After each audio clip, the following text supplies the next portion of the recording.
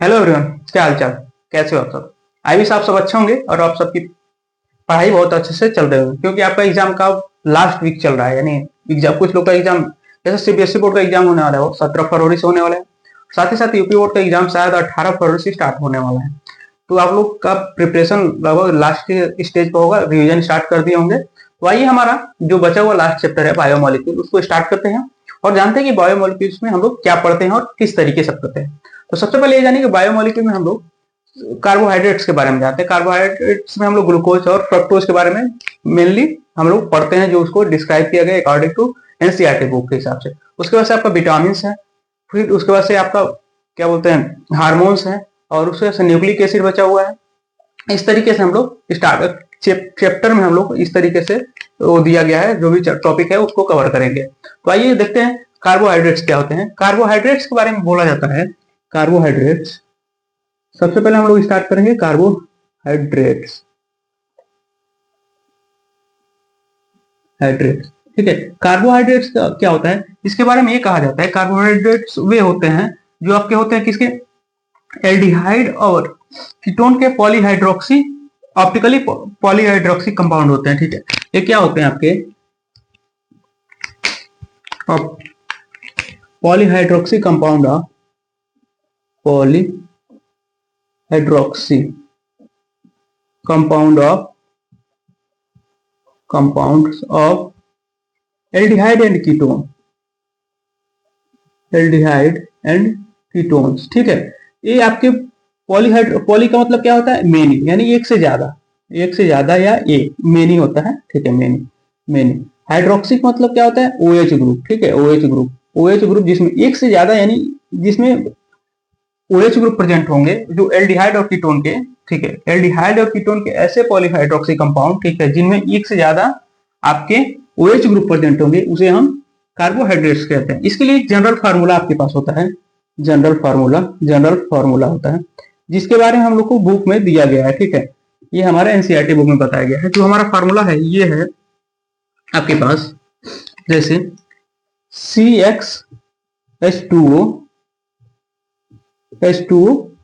ठीक है। इसके अकॉर्डिंग हम लोग, यदि हम लोग ग्लूकोज को, ठीक है, ग्लूकोज को यदि हम ग्लूकोज को इसके अकॉर्डिंग हम फिट करते हैं, जैसे हमारा ग्लूकोज का फार्मूला क्या होता है, C6H12O6, ठीक है, C6H12O6, ठीक है। ये चीजें हो गई। तो अब इसमें हम लोग क्या करेंगे, इसके अकॉर्डिंग हम जाएंगे, तो जो फार्मूला हम इसके अकॉर्डिंग यदि हम इसको ग्लूकोज को लिखते हैं तो हम लिखेंगे यही कि C6H2O, ठीक है, 6, ठीक है। अब इसको देखिए, यहाँ पे ओपन करेंगे तो यहाँ पे C6 होगा, H का मतलब इसे मल्टीप्लाई कर देंगे तो H12 हो जाएगा, और ऑक्सीजन का 6 से मल्टीप्लाई कर देंगे। देखिए ब्रैकेट के बाहर जो भी नंबर लगा हुआ है, ये आपका जो बेस है, उससे इस ब्रैकेट में जो भी डिजिट दिए होते हैं उसके साथ हम लोग मल्टीप्लाई करते हैं उसके बेस के साथ। यहाँ पे हमारा ये होता है, ठीक है। लेकिन इस फार्मूले के अकॉर्डिंग आपको सारी चीजें, मतलब ये मत मानिए कि जो भी इस फार्मूले के अकॉर्डिंग हमें जो भी कंपाउंड का फिट हो जा रहे हैं वो सारे आपके कार्बोहाइड्रेट्स होंगे, ऐसा नहीं है। क्योंकि आपके पास जैसे एसिटिक एसिड है, CH3COOH, ठीक है, एथेनोइक एसिड है, ठीक है, या एसिटिक एसिड, इसको हम लोग नॉर्मली एसिटिक एसिड, ये भी आपका क्या बोलते हैं, इसके अकॉर्डिंग, इस फार्मूले के अकॉर्डिंग बैठता है, लेकिन ये आपका क्या बोलते हैं कार्बोहाइड्रेट्स नहीं होता है, ठीक है। ये चीज ध्यान रखिए कि जो भी इस फार्मूले के अकॉर्डिंग आपको फिट बैठ जा रहा है कोई भी कंपाउंड, ठीक है, और एल्डिहाइड और कीटोन का, तो आपका कार्बोहाइड्रेट्स होगा ही।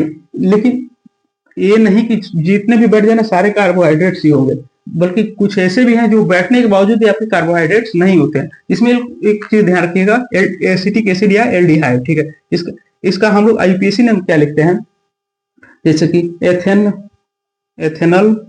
एथेनोइक एसिड होगा, एथेनोइक एसिड, ठीक है, एथेनोइक एसिड, ठीक है, ethanoic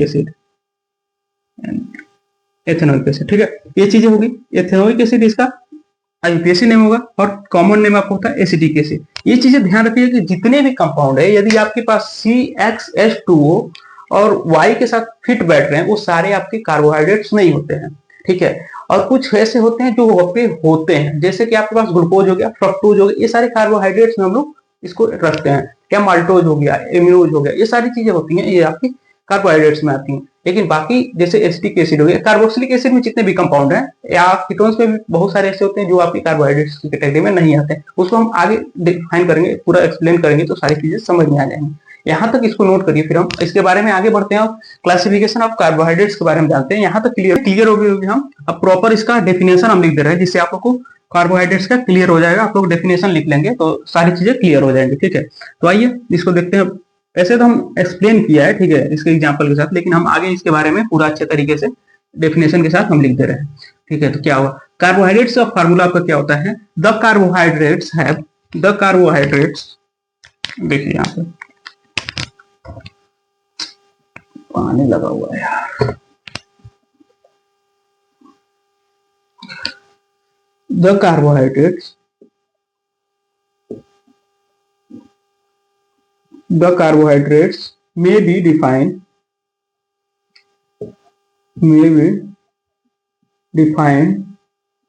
the carbohydrates may be defined, यानी ऐसे कार्बोहाइड्रेट जो डिफाइन करते हैं आपके as optically,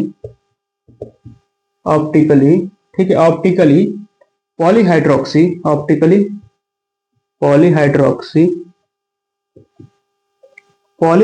polyhydroxy aldehyde and ketone, aldehydes and ketone. क्या हुआ कि कार्बोहाइड्रेट्स में भी डिफाइन करते हैं जो आपके पॉलीहाइड्रोक्सी, यही हम आपको बताया था ना, पॉली का मतलब मेनी होता है, मेनी, ठीक है, मेनी, हाइड्रोक्सी मतलब OH ग्रुप ऐसे है, ठीक है। इस सब पहले हम फार्मूला लिख दे रहे हैं, उसके बारे में बता रहे हैं, फार्मूला कर डेफिनेशन लिख दे रहे हैं, उसके बाद से हम बता रहे हैं polyhydroxy ketone are compound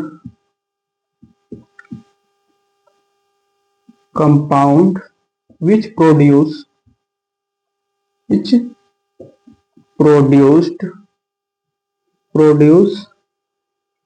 such unit of hydroxyl sum of produce such unit of carbohydrates, sum of the carbohydrates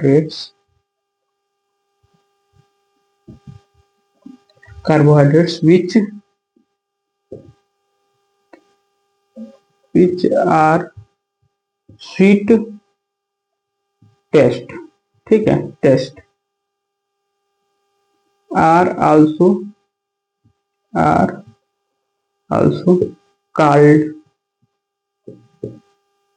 sugar, ठीक है। ये आपके बारे में, इसके बारे में बता दिया, ठीक है। तो क्या हो गया आपका कि ऐसे कंपाउंड, ठीक है, ऐसे कार्बोहाइड्रेट जो डिफाइन करते हैं आपके ऑप्टिकली, ठीक है, ऑप्टिकली। ये डेफिनेशन क्या कह रहा है, द कार्बोहाइड्रेट्स में be define as optically polyhydroxy aldehyde ketone are compound which produce such unit on hydrolysis some of the carbohydrates which are sweet taste are also called which produced such also called sugar। यानी इसके कहने का मतलब क्या है, ऐसे compound, ठीक है, जो जिसमें बहुत से आपके OH ग्रुप प्रेजेंट हैं, साथ ही साथ उसमें आपके एल्डिहाइड और कीटोन होते हैं, वो आपके तो कार्बोहाइड्रेट तो है ही हैं, साथ ही साथ ऐसे भी कंपाउंड जिनका हाइड्रोलिसिस करने पे हमें OH ग्रुप और एल्डिहाइड या कीटोन मिलता है, वो भी आपके क्या बोलते हैं कार्बोहाइड्रेट्स होते हैं, जिनका टेस्ट आपका होता है जैसे मीठा होता है, स्वीट टेस्ट वाले होते हैं, आल्सो कॉल्ड शुगर, उन्हें शुगर यानी मीठा बोलते हैं, ठीक है। ऐसे भी कंपाउंड आपके कार्बोहाइड्रेट्स कैटेगरी में आते हैं। ये चीजें क्लियर हो गई होंगी। जैसे कि आपके पास होता है इसको, ठीक है, ये चीजें हो गई आपके पास। जैसे है एग्जाम्पल के देखिए, ग्लूकोज हो गया, ग्लूकोज, फ्रक्टोज, माल्टोज, ये सारे आपके क्या होते हैं, ये आपके कार्बोहाइड्रेट्स की कैटेगरी में आते हैं, ठीक है। इसको नोट करके हम लोग क्लासिफिकेशन ऑफ कार्बोहाइड्रेट्स के बारे में जानेंगे, ठीक है। यहाँ तक आप लोगों को क्लियर हो गया होगा, ठीक। इसके बाद से हम लोग आगे बढ़ते हैं और कार्बोहाइड्रेट्स के, इसको यहाँ तक क्लियर हो तो कार्बोहाइड्रेट्स के हम लोग क्लासिफिकेशन के बारे में पढ़ते हैं। कार्बोहाइड्रेट्स को हम लोग मेनली 3 टाइप से मतलब कैटेगराइज करते हैं, क्लासिफाई करते हैं। जैसे कि पहला होता है आपके मोनोसेकेराइड्स, जिसमें आपके ग्लूकोज होता है, जिसमें हमें ओनली 1 यूनिट मिलता है, ठीक है, ग्लूकोज का, या मतलब कार्बोहाइड्रेट्स के ओनली 1 यूनिट होते हैं। उसके बाद से ओलिगोसेकेराइड होते हैं जिसमें 2 से 10 यूनिट तक के होते हैं। उसके बाद से आपका होता है पॉलीसेकेराइड जिसमें 10 से ज्यादा होते हैं। फर्दर आगे वाले जितने भी कार्बोहाइड्रेट्स यानी पॉलीहाइड्रोक्सी कंपाउंड होते हैं वो आपके क्या बोलते हैं पॉलीसेकेराइड कंपाउंड में आते हैं। इसको नोट कर रखिए, उसके बारे में डिफाइन कर दें, अच्छे तरीके से क्लियर हो जाएगा। ठीक है, आइए हम लोग देखते हैं आपके क्लासिफिकेशन ऑफ कार्बोहाइड्रेट्स के बारे में। तो ठीक है, इस यहाँ तक आप लोगों को क्लियर हो गया होगा। ठीक है, कार्बोहाइड्रेट्स के मतलब डेफिनेशन से कार्बोहाइड्रेट्स भी होते हैं जो पॉलीहाइड्रोक्सी या कीटोन या एल्डिहाइड होते हैं। साथ ही साथ वैसे भी मतलब मतलब कंपाउंड जो आपके हाइड्रोलिसिस करने पे आपको पॉलीहाइड्रोक्सी या एल्डिहाइड या कीटोन बन जाते हैं, वो भी आपके कार्बोहाइड्रेट्स होते हैं। जैसे कि आपके पास होता है सुक्रोज होता है या फ्रक्टोज होता है, ये सारी चीजें आपकी कार्बोहाइड्रेट्स की कैटेगरी में आते हैं। ठीक है, एक चीज ध्यान रखिएगा, कार्बोहाइड्रेट्स की कैटेगरी में आपके पास सुक्रोज और फ्रक्टोज आपके पास दोनों का फार्मूला देखिए। यहाँ पे हम बता रहे हैं सुक्रोज आपके पास है, सुक्रोज, ठीक है, और फ्रक्टोज, फ्रक्टोज, ये इनका दोनों का आपका देखिए फार्मूला लिखेंगे तो आपका क्या होता है C6H12O6 होता है, O6 होता है। ये सुक्रोज आपका क्या होता है, आपका होता है polyhydroxy aldehyde, polyhydroxy hydroxy aldehyde. लेकिन वही देखिए सुक्रोज का भी फार्मूला सेम ही होता है फ्रक्टोज का, ठीक है, C6H12O6। ये इसका भी फार्मूला देखिए, दोनों का देखने में स्ट्रक्चर फार्मूला सेम हो रहा है, लेकिन ये आपका होता है आपका पॉलीहाइड्रोक्सी कीटोन होता है, पॉलीहाइड्रोक्सी हाइड्रोक्सी कीटोन। ये दोनों चीज आप लोग नोट कर लीजिएगा, पॉलीहाइड्रोक्सी कीटोन और पॉलीहाइड्रोक्सी एल्डिहाइड। पूछ देता कि आपका सुक्रोज क्या है, एल्डिहाइड है या कीटोन है, और या फ्रक्टोज आपका एल्डिहाइड या कीटोन है। तो ये चीज ध्यान रखिएगा कि ये आपका जो फ्रक्टोज होता है वो आपका कीटोन होता है और जो सुक्रोज होता है वो आपका एल्डिहाइड होता है, पॉलीहाइड्रोक्सी एल्डिहाइड, जिसमें एक से ज्यादा आपके बहुत सारे हाइड्रोक्सी ओएच ग्रुप प्रेजेंट होता है। ठीक है, ये चीजें क्लियर हो गई होंगी। फिर हम इसके क्लासिफिकेशन को देखते हैं, यहां तक समझ में आ गया होगा। अब आइए देखते हैं क्लासिफिकेशन के बारे में।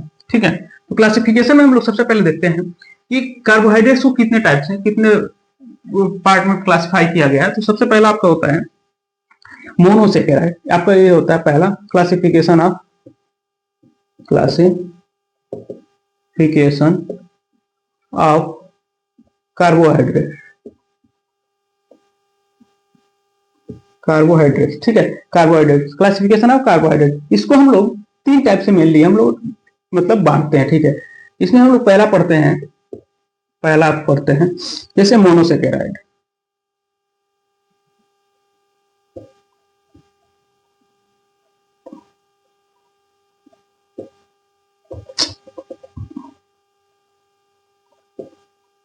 Monosaccharide, oligo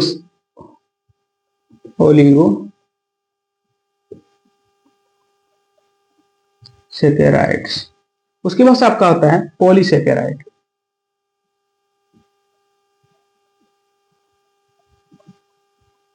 polysaccharide. इसमें आप लोग को मोनोसेकेराइड में आपका आता है जैसे कि आपके पास मोनोसेकेराइड में आपका आ जाता है ग्लूकोज, फ्रक्टोज और राइबोज। आपके आ जाता है ग्लूकोज, ठीक है, फ्रक्टोज, फ्रक्टोज और राइबोज, राइबोज।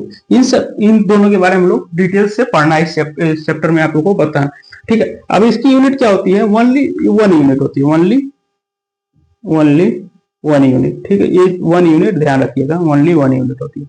ठीक है, ये चीज होती है। आपके पास ओलिगोसेकेराइड के पास क्या होता है, ओलिगोसेकेराइड आपके पास होता है 2 से 10 तक, 2 से 10 यूनिट के बीच के जितने भी कार्बोहाइड्रेट्स होंगे वो आपके ओलिगोसेकेराइड में आएंगे, ओलिगोसेकेराइड में। जिससे कि एग्जांपल देखिए आपके पास जैसे होता है डाइसेकेराइड। इसमें देखिए ओलिगोसेकेराइड को हम फिर से क्लासिफाई कर सकते हैं डाइसेकेराइड में, ट्राइसेकेराइड में, टेट्रासेकेराइड में। इसमें लोग डाइसेकेराइड में आता है, सेकेराइड्स में डाइसेकेराइड आपके पास जैसे कि है सुक्रोज है, सुक्रोज इसको हम लोग ग्लूकोज और फ्रक्टोज में डिवाइड करते हैं, ग्लूकोज प्लस फ्रक्टोज, फ्रक्टोज में। ठीक है, ग्लूकोज प्लस फ्रक्टोज। अब उसके बाद आपका लाइबोज हो जाता है, जिसको हम लोग इसको भी फर्दर हम लोग ग्लूकोज और ग्लाइकोसाइड में डिवाइड करते हैं, ग्लूकोज और ग्लाइकोसाइड प्लस ग्लाइकोज, ग्लूकोज और ग्लाइकोज में हम लोग डिवाइड करते हैं। उसके बाद आपका होता है माल्टोज। माल्टोज इसको हम लोग किस में डिवाइड करते हैं, ग्लूकोज प्लस ग्लूकोज में। इसको दो हम लोग ग्लूकोज के रूप में, ग्लूकोज प्लस ग्लूकोज में ही हम लोग, ये दोनों आपका ग्लूकोज का ही ग्लूकोज का ही कार्बोहाइड्रेट्स होता है, हाइड्राइड होता है जो आपका डाइसेकेराइड में आता है। ग्लूकोज इसके बाद से आपका आता है ट्राइसेकेराइड। ठीक है, इसको इसमें हम लोग देखिए हम लोग नंबरिंग कर दे रहे हैं, जैसे कि ए हो गया आपका, बी हो गया, ठीक है, ए सी। तीन टाइप कार्बोहाइड्रेट्स को मेनली तीन टाइप में बांटे हम लोग। पहला मोनोसेकेराइड, जिसमें हमें ओनली 1 यूनिट मिलता है, जो जिसमें आपको होता है ग्लूकोज होता है, फ्रक्टोज होता है और राइबोज होता है। ठीक है, पहला मोनोसेकेराइड में आते हैं। उसके बाद ओलिगोसेकेराइड को हम लोग फिर डिवाइड कर सकते हैं, वो डाइसेकेराइड, ट्राइसेकेराइड और टेट्रासेकेराइड में। तो हम लोग डाइसेकेराइड और ट्राइसेकेराइड के बारे में हम लोग यहाँ पे डिस्कस करते हैं। तो यहाँ पे देखिए डाइसेकेराइड में हम लोग देखते हैं, सबसे पहले देखते हैं सुक्रोज के बारे में। सुक्रोज आपको कितने होता है, कौन कौन से सेकेराइड से मिलकर के बने होते हैं, ग्लूकोज होता है, फ्रक्टोज होते हैं। यहाँ पे ग्लूकोज और फ्रक्टोज मोनोसेकेराइड की कैटेगरी में होते हैं। अब उसके बाद लाइबोज होता है, तो आपको ग्लूकोज और ग्लाइकोज के ये आपके सेकेराइड्स होते हैं, मोनोसेकेराइड। उसके बाद माल्टोज होता है, तो ग्लूकोज के भी दो सेकेराइड मिलकर आपको माल्टोज का निर्माण करते हैं, बनाते हैं। ठीक है, फॉर्मेशन करते हैं। तो यहाँ तक क्लियर हो गया होगा। फिर अगला देखते हैं, अगला आपका होता है ट्राइसेकेराइड। ठीक है, ट्राइसेकेराइड के बारे में इसी में आता है, दूसरा में ओलिगोसेकेराइड में आपका दूसरा होता है ट्राइसेकेराइड, बी आपका होता है ट्राइसेकेराइड।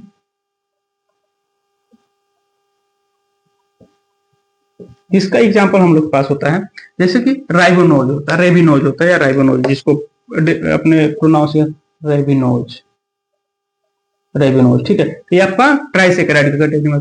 उसके बाद इसमें आपका होता है पॉलीसेकेराइड में ओनली माल्टोज आता है, माल्टोज। ठीक है, ये चीजें ध्यान रखिएगा। तो हम लोग सबसे पहले क्या देखें, ये देखिए उसके बाद हम लोग मोनोसेकेराइड में पढ़ते हैं, जिसे एल्डिहाइड के आपके पास ट्राइओज होते हैं। ठीक है, तो वो आपके होते हैं एल्डो ट्राइओज और एल्डो ट्राइओज और कीटोज के जो होते हैं आपके। उसके बाद हम देखिए मोनोसेकेराइड को फिर डिवाइड करते हैं आपको।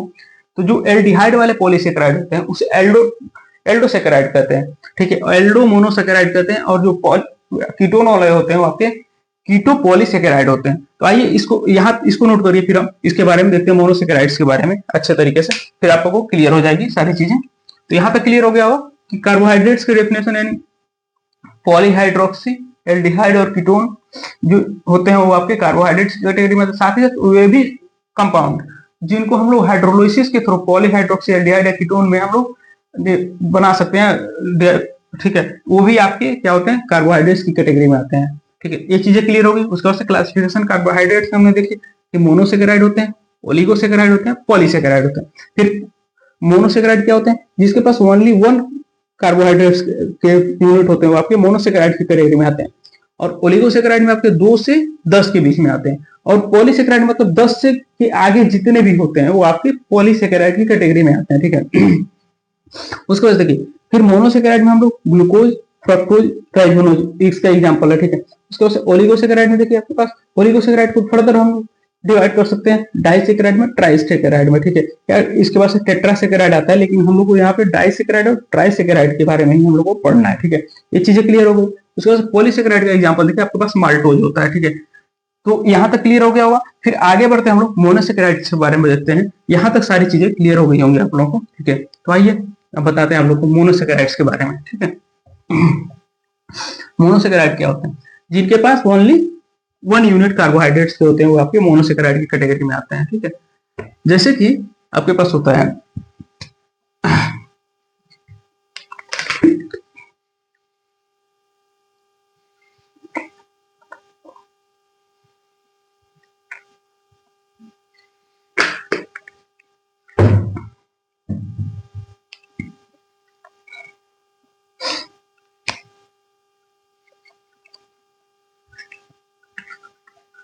मोनोसेकेराइड। पहला एग्जांपल हेडिंग डालिए monosaccharide.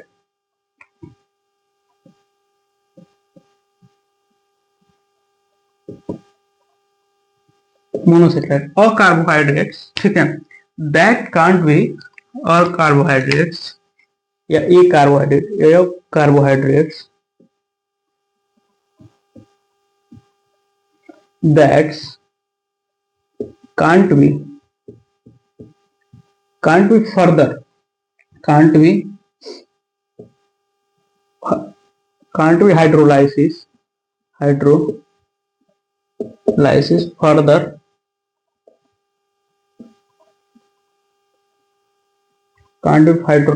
further to give to give to give simple unit of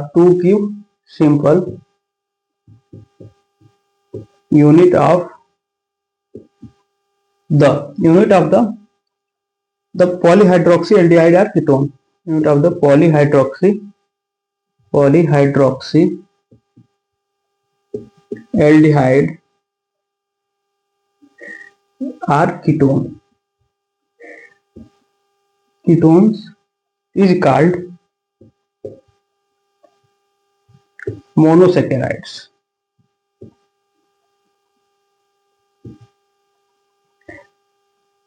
ठीक है, इसके कहने का मतलब क्या है, ऐसे कार्बोहाइड्रेट्स जो हाइड्रोलिसिस के थ्रू हमें सिंपल अदर पॉलीहाइड्रोक्सी एल्डिहाइड और कीटोन में नहीं देते हैं, वो आपके मोनोसेकेराइड यानी इसे मोनोसेकेराइड कहा जाता है, मोनोसेकेराइड की कैटेगरी में आते हैं।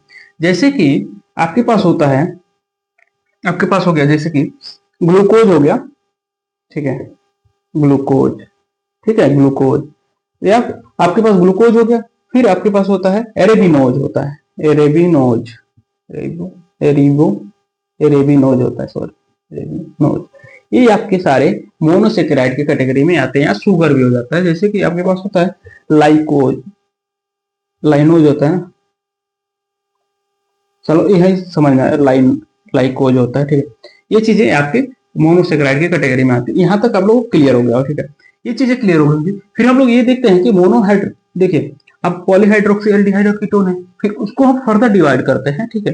तो आपके एल्डो जो एल्डिहाइड वाले कार्बोहाइड्रेट्स होते हैं या पॉलीहाइड्रोक्सी होते हैं, और उसके बाद से जो आपके कीटोन वाले पॉलीहाइड्रोक्सी होते हैं उसको हम लोग डिवाइड करते हैं। तो नंबर ऑफ कार्बन के बेस पे हम लोग इसको देखते हैं। तो सबसे पहले देखते हैं नंबर ऑफ कार्बन एटम, ठीक है, यहां तक आप लोगों को क्लियर हो गया होगा, ठीक है। तो उसके बाद देखिए नंबर ऑफ कार्बन, उसके बाद आपके पास सफिक्स होता है, सॉरी प्रीफिक्स होता है, ठीक है, प्रीफिक्स। उसके बाद से आपका प्रीफिक्स के बाद से आपका होता है एल्डिहाइड के लिए हम लोग क्या रखते हैं, उसके बाद से कीटोन के लिए हम क्या लिखते हैं। ये चीजें आप लोग को समझ में आ जाएगी। तो नंबर ऑफ कार्बन जैसे आपके पास होता है, चलिए लाइन नहीं डायरेक्टली लिखना, नंबर ऑफ कार्बन, उसके बाद से हम लोग क्या प्रीफिक्स जोड़ते हैं इसके बारे में बता रहे हैं, ठीक है। तो नंबर ऑफ कार्बन यदि आपके पास 3 है, ठीक है, 4 है या 5 है, ठीक है, 3 है तो इसको लिखते हैं ट्राइओज, ठीक है, ट्राइओज। उसके बाद 5 है तो ट्राइओज होता है, 4 के लिए टेट्रोज होता है, 5 के लिए पेंटोज होता है, 6 के लिए हेक्सोज होता है, 7 के लिए हेप्टोज होता है। इसको हम लोग number of carbon base atom के बेस पे हम लोग लिखते हैं। तो 3 होता है आपके पास, तो है ट्राइओज होता है।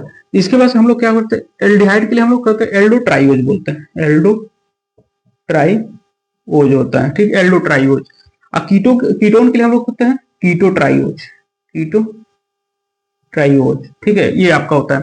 उसके बाद इसका होता है टेट्रोज, इसका होता है एल्डो टेट्रोज, ठीक है, ये आपका एल्डिहाइड वाला होता है। उसके बाद से आपका होता है कीटो टेट्रोज। 5 के लिए हमारे पास होता है पेंटोज, ठीक है। उसके बाद से इसको हम लोग एल्डिहाइड वाले में क्या लिखते हैं, एल्डो पेंटोज, ये आपका होता है एल्डो कीटोज। ये चीजें आपको बेसिकली, अब आगे बढ़ते जाएंगे तो आपके पास होगा 6 के लिए हेक्सोज होगा, 7 के लिए हेप्टोज होगा। इस तरीके से हम लोग, अगर कीटोन में 6 वाला हेक्सोज होगा तो उसको हम लोग एल्डो हेक्सोज, ठीक। उसके बाद से कीटो हेक्सोज, उसके बाद से आपका 7 के लिए हेप्टोज होगा, तो आपका कीटोन वाले एल्डिहाइड के लिए क्या होगा, एल्डो हेप्टोज, कीटोन वाले के लिए कीटो हेप्टोज। इस तरीके से हम लोग आगे इसके बढ़ते जाते हैं, ठीक है। ये चीजें समझ में आ गई होंगी। फिर हम लोग आगे देखते हैं, यहां तक क्लियर हो गया, फिर हम आगे बढ़ते हैं, अगला टाइप देखते हैं ओलिगोसेकेराइड के बारे में। तो यहां तक नोट करिए, फिर स्क्रीनशॉट लीजिए, फिर हम आगे बढ़ते हैं ओलिगोसेकेराइड के बारे में देखते हैं, ठीक है। तो ये चीजें क्लियर हो गई होंगी, ठीक है। फिर आगे बढ़ते हैं हम लोग ओलिगोसेकेराइड के बारे में देखते हैं। तो यहाँ तक आप लोग को सारी चीजें नोट कर लिए होंगे, ठीक है। फिर आगे हम बढ़ते हैं, अगला देखते हैं ओलिगोसेकेराइड। ओलिगोसेकेराइड में क्या होता है कि जैसे आपके पास होता है, यदि हम लोग 2 से 10, ठीक है, 2 से 10 ऐसे कार्बोहाइड्रेट्स, 2 से 10, 2 से लेकर 10 यूनिट तक कार्बोहाइड्रेट्स होते हैं, ठीक है, यील्ड कर सकते हैं, वो आपके क्या होते हैं, आपके ओलिगोसेकेराइड की कैटेगरी में आते हैं, ठीक है। यूनिट 2 से 10 यूनिट वाले कार्बोहाइड्रेट्स, उसको अभी हम लोग फर्दर, ठीक है, नंबर ऑफ मोनोसेकेराइड जो पॉलीहाइड्रोलिसिस करने के बाद जितने नंबर ऑफ मतलब मोनोसेकेराइड उस बेस पे हम लोग उसको फर्दर हम लोग पॉली मोनो उसके बाद फर्दर हम लोग डाइसेकेराइड, टेट्रासेकेराइड और पॉलीसेकेराइड के बारे में हम लोग डिवाइड कर सकते हैं, डाइसेकेराइड, ट्राइसेकेराइड और टेट्रासेकेराइड के बारे में। तो यहां तक क्लियर हो गया होगा। फिर हम लोग देखते हैं ओलिगोसेकेराइड के बारे में। दूसरा हम लोग हेडिंग डालिए, दूसरा, एक सेकंड यार। तो आइए दूसरा हम लोग हेडिंग डालेंगे। दूसरा हमारे पास होगा B, oligosaccharide.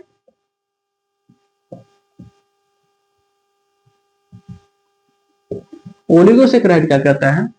Carbohydrate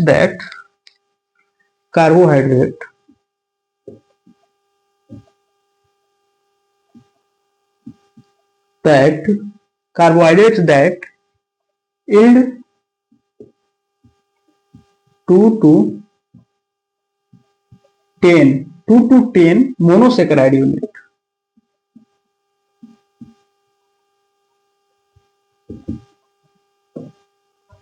unit on hydrolysis are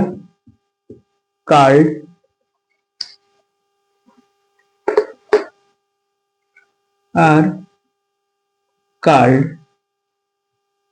oligosaccharide.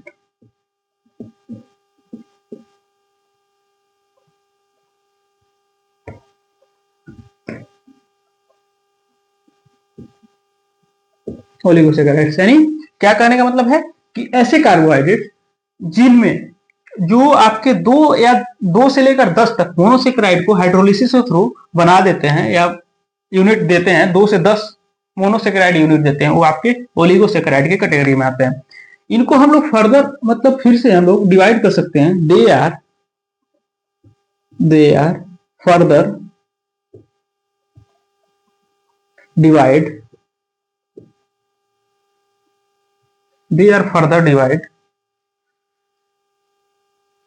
या they are further classified or divide as disaccharides, trisaccharide or tetrasaccharide।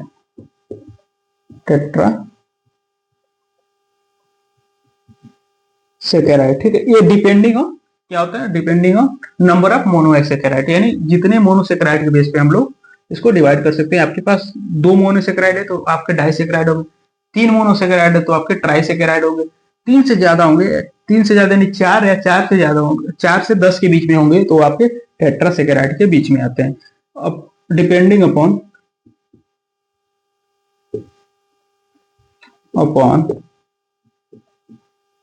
The number of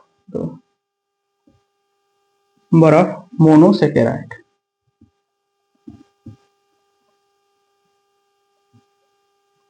ठीक है, ये चीजें क्लियर हो गई होंगी।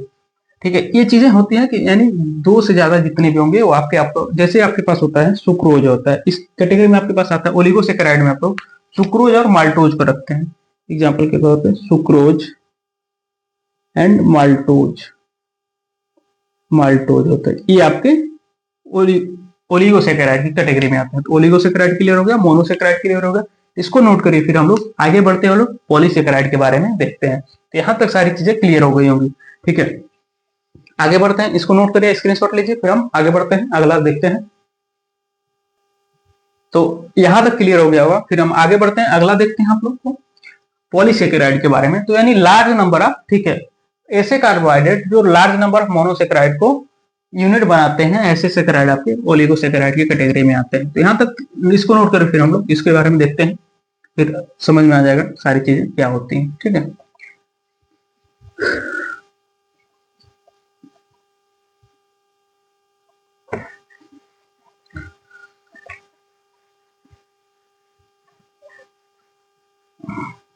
आइए तीसरा देखते हैं हम लोग। थर्ड थर्ड आपके पास है polysaccharide.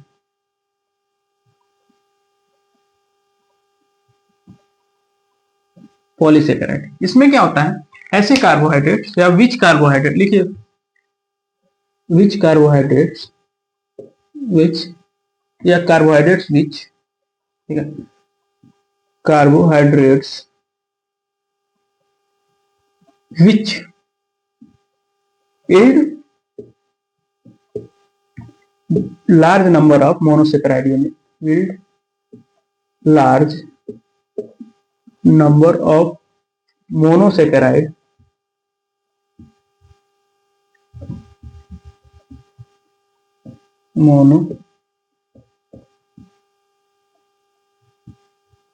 monosaccharides unit on hydrolysis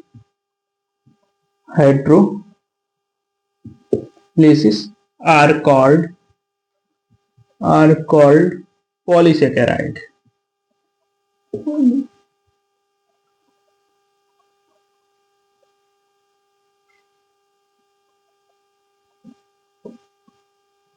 ठीक है, एग्जाम्पल के तौर पर आपके पास होता है जैसे कि स्टार्च, एग्जाम्पल लिखिए, जैसे स्टार्च, स्टार्च हो गया, सेलुलोज हो गया, सेलुलोज हो गया, फिर उसके बाद से ग्लाइकोज हो गया, ग्लाइकोजन, ग्लाइकोजन और गम, ये आपके एग्जाम्पल दिए हुए हैं जो एनसीईआरटी वाले हैं। ठीक है, ये चीजें क्लियर हो गई। तो इसके कहने का मतलब क्या है, पॉलीसेकेराइड नॉट आ स्वीट, यानी पॉलीसेकेराइड जो होते हैं आपके मीठे नहीं होते हैं, hence they are also called non sugar. ठीक है, ये चीज नोट कर लीजिएगा, polysaccharide are not, polysaccharide saccharides are taste, polysaccharide are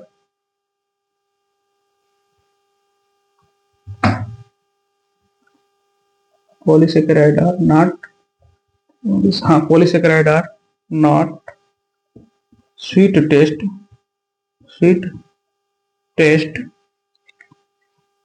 hence sweet in taste होगा, sweet in taste,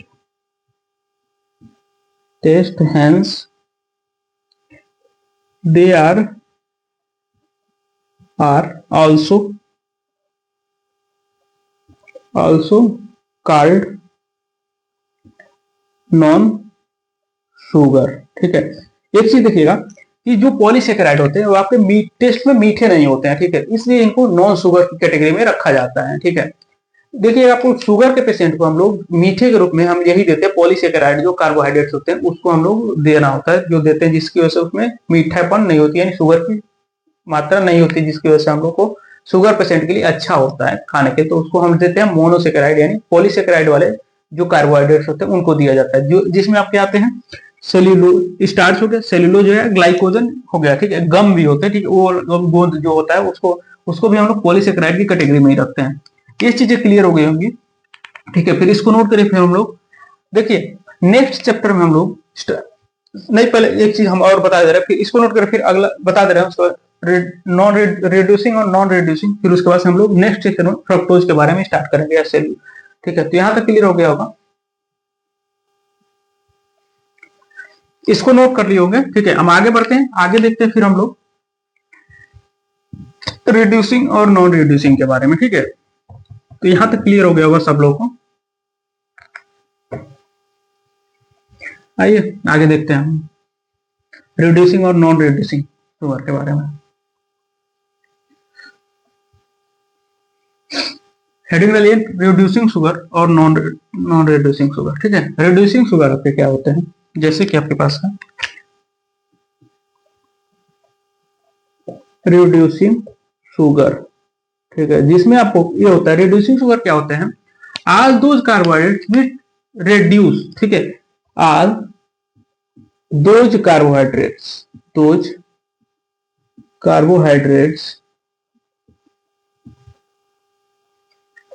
कहां से मच्छर आ गया, all those carbohydrates which reduce Tollens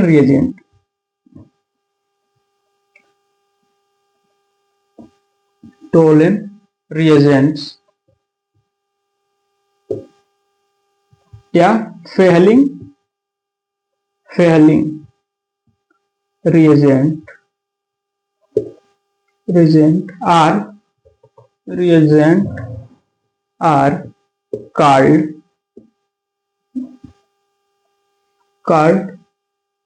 are classified होता, सॉरी, are classified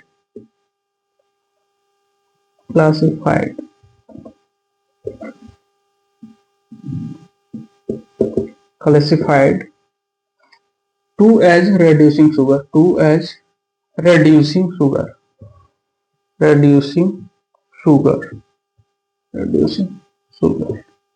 ठीक है। कहने का मतलब क्या है, all those carbohydrates which reduce tolerance, यानी ऐसे सभी कार्बोहाइड्रेट जो जिनका जिससे हम लोग जो क्या बोलते हैं, ऐसे सभी कार्बोहाइड्रेट्स जो टॉलरेंट रिएजेंट और फेलिंग रिएजेंट के रूप में क्लासिफाइड हो जाते हैं, वो आपके आप क्या होते हैं, रिड्यूसिंग शुगर होते हैं। हाल उसके बाद से आपका क्या होता है, नॉन रिड्यूसिंग क्या होता है, इसको नोट करिए, फिर नॉन रिड्यूसिंग में आते हैं। नॉन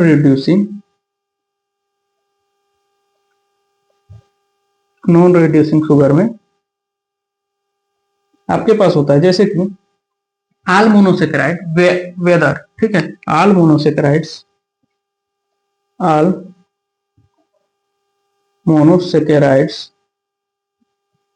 वेदर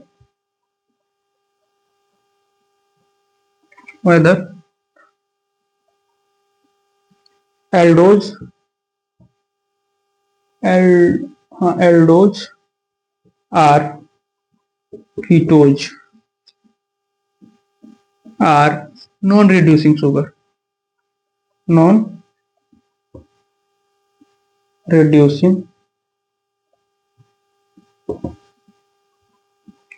शुगर, जैसे जो हमने आपको बताया था, जैसे कि एल्डो कीटोज, एल्डो